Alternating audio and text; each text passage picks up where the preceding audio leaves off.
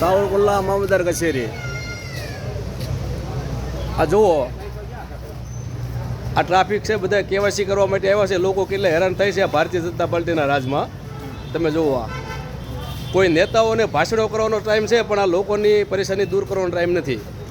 તો મારે સાવરકુંડલા મામલતદારને આ વિડીયો જોઈને બતાવવા માધ્યમથી કહેવા માગું છું કે જુઓ તમે આ સાવરકુંડલા મામલતદારની અંદર લોકો કેટલા પરેશાન છે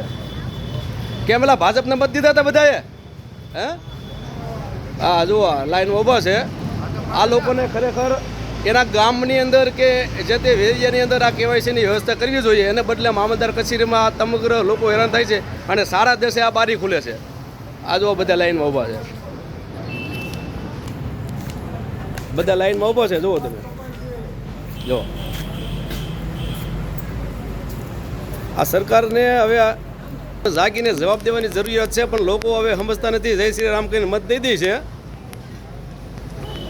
નેતાઓને ભાષણ કરવાનો ટાઈમ છે લોકોની પરેશાની દૂર કરવાનો ટાઈમ નથી સાવરકુંડલા મામલતદાર કચેરી